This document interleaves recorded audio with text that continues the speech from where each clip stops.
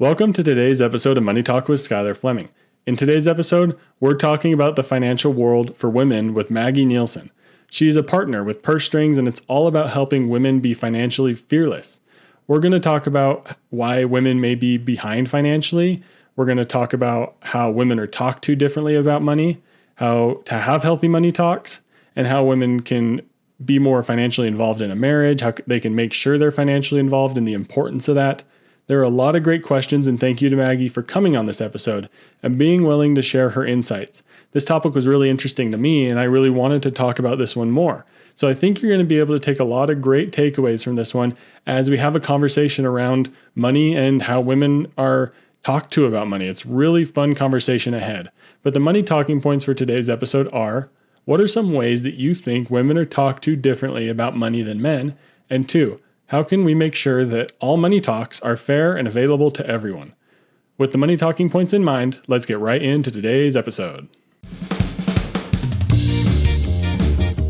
You know, we don't talk about money enough. It's a topic that gets ignored for some reason, even though it plays a role in everyone's day-to-day life. This issue is what brought Money Talk with Skylar Fleming to reality. I know you're probably busy and don't have time to research and learn about all the things that go into personal finance. But that's where this podcast, Money Talk with Skylar Fleming, comes into play. I'm your host, Skylar Fleming. I'm here to do the research and learn about all the things that go into personal finance. The goal is to simply get us talking about money. So let's get talking.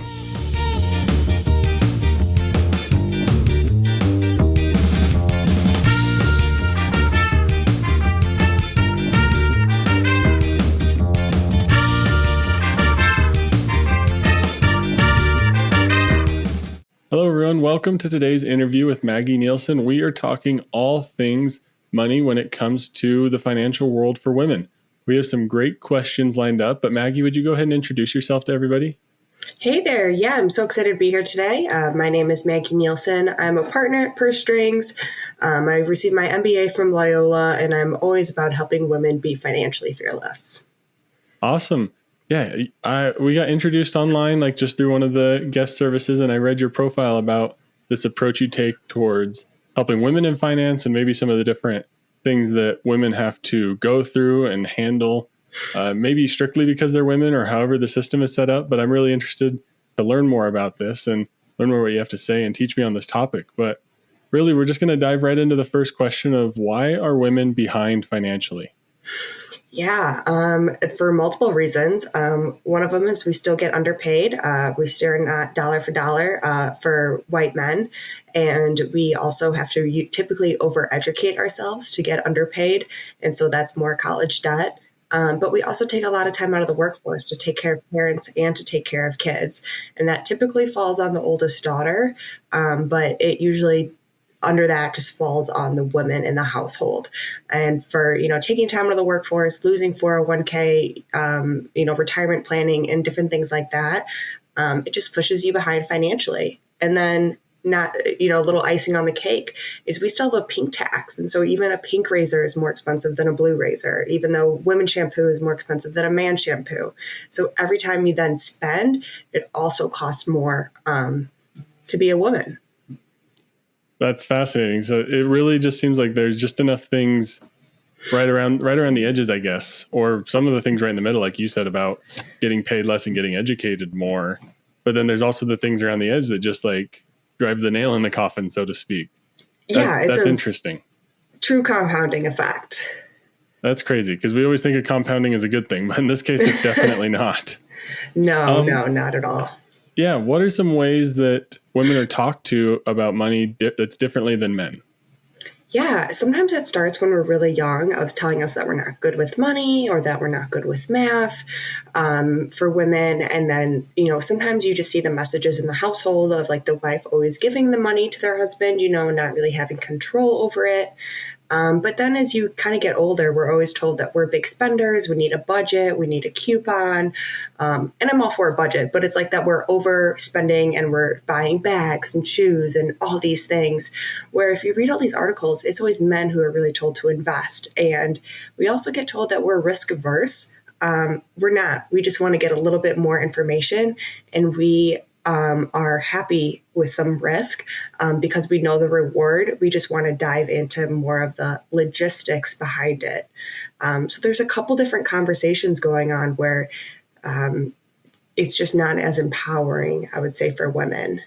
And then we're not usually, invited to the conversation with our financial professionals.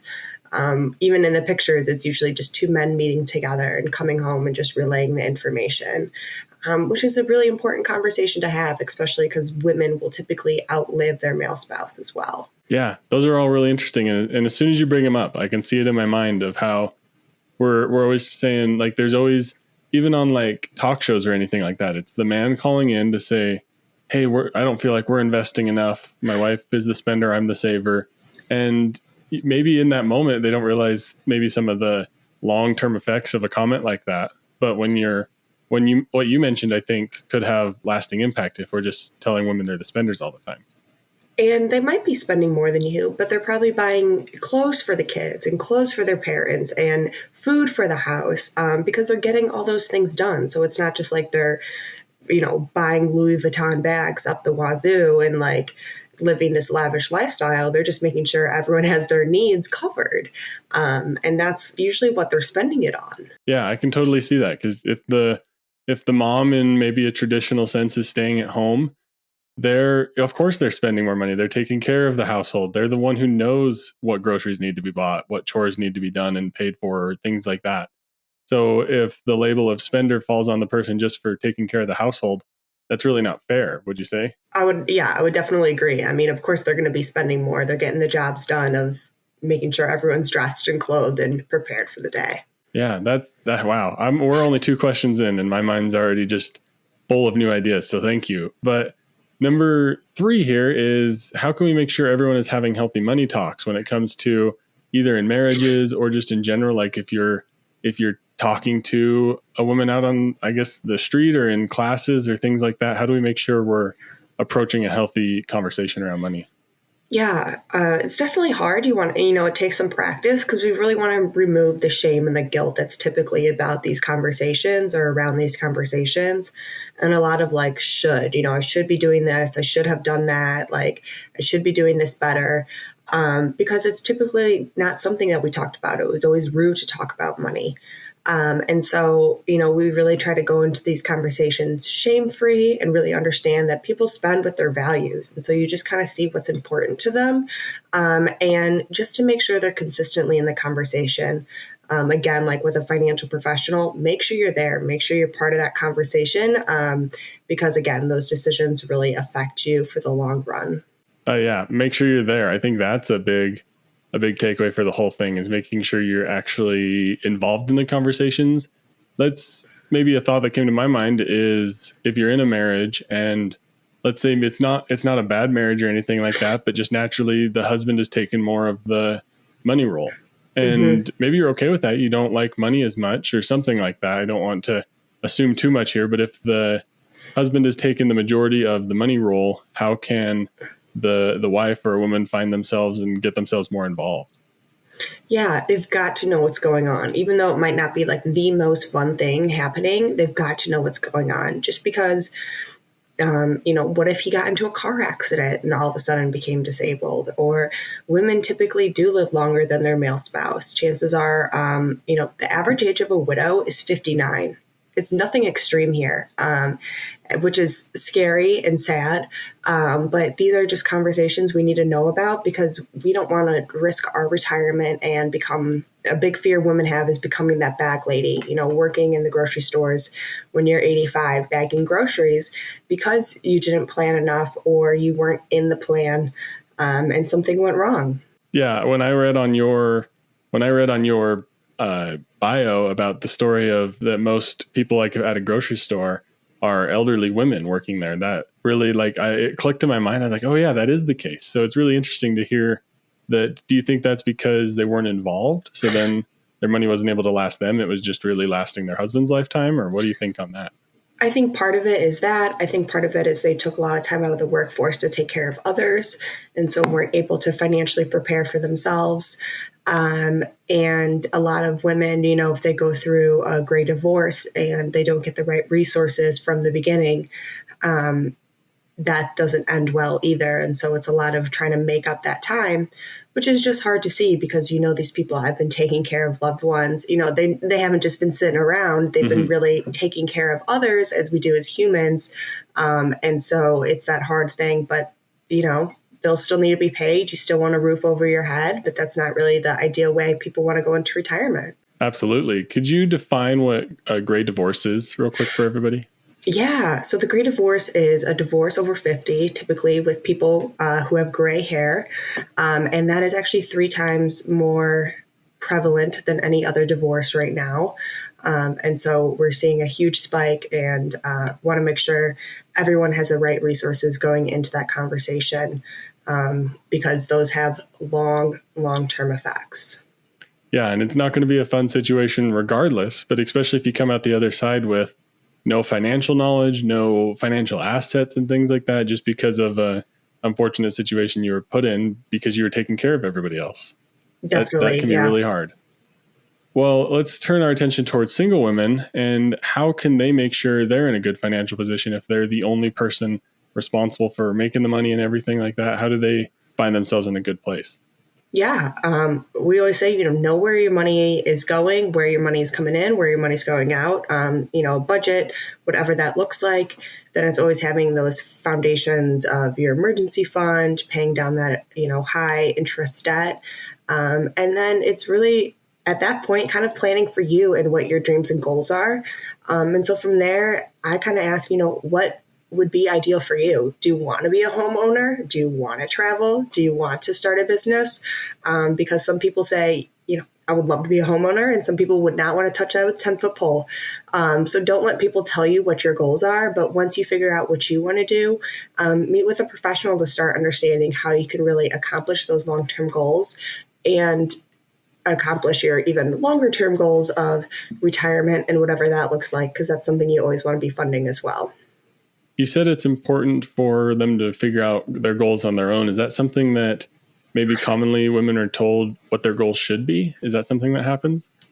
I think just the majority of society doesn't really take a step back and think about what they want to do. They just kind of do what they're told to do, which is kind of, go to school, then you finish, you get married, you buy a house, you do these things in an operational order. But some people really never want to own a home. They want to travel and live in Airbnbs their whole life. And I think we have to realize those goals are both, not one is defined more successful than the other, but it's just what brings you joy and what makes you happy. And there's definitely people to help sit down and discuss those goals with you. But I think it's just important to figure out kind of what you want and don't just end up doing what people tell you, define success or what you should do now with their money, because that's the best investment. Awesome. So yeah, that sounds very generally applicable. You need to make sure you have your goals in place. You need to not just follow some predefined system. And I always think if those goals can get started earlier and earlier, the better, because then you have more time to, if you want to travel a lot when you're 50, you got more time to let that money that you're trying to invest for that long-term goal get set up. So I'd say start, if you're 18 and listening to this, you're in the perfect time period to really start setting those goals. Definitely. And I think, you got to know that those goals might always change as well. And you have to be okay with that. And so, let yourself have that flexibility as well. That money can just transfer to a different goal. Just kind of have your eye on the prize that you want at that time. Fantastic. What are your thoughts then around using money as a tool? I think that's something that's becoming more prevalent lately, about money isn't the end goal. Money is something that helps you accomplish your other goals. And I think that applies a lot when it comes to what we're talking about with goal setting right now. Yeah, I definitely think money is just a tool. It's just going to help you get from point A to point B. It's not the cure to anything. It's not the magic wand, but it is just a tool to help you get there. It's an important tool, but it's a way that you can really protect yourself. And I think thinking about it as a tool brings out less emotion behind it. You just remember that it's just a vehicle to help you get there. Yeah, I like the idea of less emotion behind our money, because that's really what we need. We need to make sure that we're focused on the emotions that we're going to feel when we're having a great time on our trip or having a great time with our family because we just bought a home and those sort of things. And that's the stuff that money allows us to accomplish. But turning back towards thinking about money in a marriage, how can women make sure they're financially involved in a marriage? Yeah, definitely. It's always like we were talking before, the women might do all the shopping for the family, but the man might just go to the financial professional. And these are two, like, somebody's looking at the short term picture and somebody's looking at the long term picture. And we really want to bring those together for sure. And so it's being active in these conversations. And making sure you're really prepared, especially if you're a stay-at-home parent, that your retirement is still being funded, that you have your life insurance and all your protections in place as well. And then always staying part of the conversation, meeting with that financial professional, asking any questions that you have. And if you're starting to get like poo-pooed and being told, don't worry about it, or you don't need to know about it, have some red flags go up, because it's if your partner's telling you that or a professional's telling you that, that's a warning sign to me. That's kind of almost that you're hiding something. So if you start getting told that it's none of your business, start making that your business. Yeah, especially if that's coming from a financial professional. I think if that's coming, would you say it's a good idea to have a conversation with your spouse then about finding someone else? 100%. 100%. Yeah. I mean, if they're not answering your questions or telling you, don't worry, darling, I would 100% get a new professional. But I've also seen many spouses who say, you don't need to know about these things. And that would be a red flag for me as well. Yeah, that I'm sure would be very difficult if you're like, I want to be more involved in the money, and then your husband or partner shoots you down on that. That's a huge red flag in my mind too. And I think for people who, let's say, have typically been out of the conversation and are hearing this and want to start jumping in, open that conversation with more curiosity and tell them, I just want to be prepared in case anything happens. I'm not coming in out of judgment. I'm not coming out of accusation. Because some people are like, you've been on the sidelines the whole time. Why are you jumping in now? Like, are you assuming I did something wrong? Are you assuming I'm, stealing money from us? Which is not the case. You just want to be more prepared. And so come in with that genuine curiosity and kind of lead that versus coming in with, judgment and accusation. So maybe what if the wife had found a bunch of podcasts or something and started learning about money on their own a little bit? Do you think that first conversation, do you maybe steer clear of coming in with your advice and maybe the things you think you should do right out the gate to maybe ease into the conversation, even though you think there's some better ways the couple could be handling their money? I could see coming in with some different options. I think you have to see what's really going on to get started. So, say I've been listening to some podcasts and they really recommend that a stay-at-home mom should have a spousal IRA. Like, how can we get one of those started? Have anyone ever brought that up to you? Like, when you've talked about finances, do you know what that is? Just start these conversations out of curiosity. Awesome. I love the out of curiosity thing, because I think that helps both sides. And I'm sure maybe there are situations where the husband is doing it on purpose and they feel like that's the way that the money's supposed to be ran in a household. But there could also be, like you said, there's some conversations that are just accidentally happening on the edges where women are feeling like less than when it comes to handling money. So maybe the husband just didn't think any better. And I think the curiosity helps get those conversations going in a good manner. I've also heard some husbands who felt like that was their role because they saw their dad do that, but they also felt like it was a lot of pressure on them. So when the female came into the conversation or their partner came into the conversation, they were kind of like, whew, I'm glad you want to be here. I'm glad you're going to help me with this because this is no small feat. And I'm glad we get to work on this together. And it's a bit of relief on their side as well. Yeah, it's all about communication in that area is what I'm hearing so far. So make sure if you're listening to this, go out and have a conversation about money with your spouse. Go out and have a conversation with some friends, get those money talks going. But Maggie, why are you so passionate about helping women in this space? It's because I've seen around and I've done so much data research about how women have been so left behind. And I've been to Target and I've been to Costco and I've seen these women of retirement age on Sunday mornings bagging my groceries and handing out snacks. And I know that's just not right because they have done so much for society. So I just want to make sure everyone kind of has that equal playing field and has the knowledge and resources at their fingertips that they could really turn to. Yeah, making sure there's knowledge and resources. I love that. How can people, if they are trying to start that curious conversation, or maybe they're wondering how they can get more involved in the finances, how can people reach out to you, or what's your website and all that fun stuff? Yeah, it's pursestrings.co. We're also just pursestrings.co on all social media. or they could just reach out to me, Maggie at pursestrings.co. Fantastic. Awesome, Maggie. This has been a really fun conversation. I had a great time talking about this. I knew I'd learn a lot, and I really did. So I'm sure everyone else listening did as well. But thank you so much for coming on today's episode. Yeah, thanks for having me on. I really appreciate sharing this message.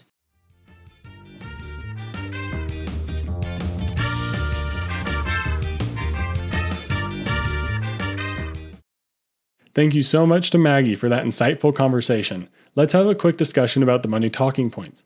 First, what are some ways that you think women are talked to differently about money than men? Some of the great ones that I took away from that interview with Maggie is that women are often talked to about spending money, not investing money. And then they're also talked really just in different ways that once you hear it, it clicks a little bit. But that spending versus investing one is really eye-opening for me because it's very often that we say, hey, you should spend less to women, or you need to spend less money. And we're always talking with men, or for me, it's with all my friends. What are you guys investing in? What kind of stocks are you investing in? It's not, hey guys, you need to make sure you're spending less money. That's just not a conversation we're having. So this was a really insightful thing that Maggie brought up in today's interview. And the other one was how women are often talked to about risk when it comes to investing. Maggie said that most women are seen as risk averse, when that's not really the case. They're okay with risk, but they just need maybe a little bit more information and a little bit more research to be comfortable with going for it. That was really insightful for me as well. The second money talking point is how can we make sure that all money talks are fair and available to everyone? Really make sure you're saying something to a person not because of their gender or anything like that, and you're not assuming why they would need that information. Don't assume that they need to hear something about spending or budgeting because you think they're spending too much. Don't assume they don't need to hear about investing because, well, you've never had a investing conversation with your female friends or your stay-at-home mom group or something like that. Like those are things that need to be happening all over the place. So make sure you're always having the same money talking points with everybody and that they're always fair and open to everybody to be able to participate and learn and understand why we feel the way we do about money. It's really a great interview. So thank you again, Maggie, for coming on today's episode. But let's wrap up today's episode next.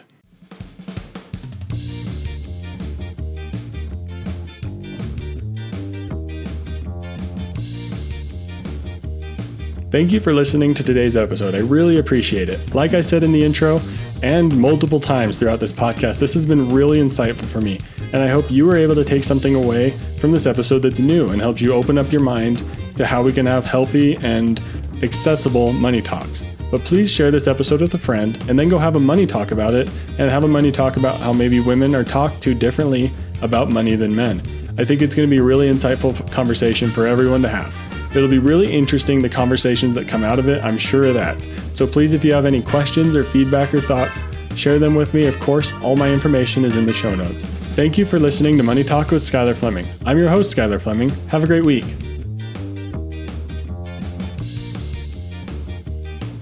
Thank you for listening to Money Talk with Skylar Fleming. This show is provided for informational and entertainment purposes and may not be specific to your unique situation. Please be sure to do additional research before making any financial decisions.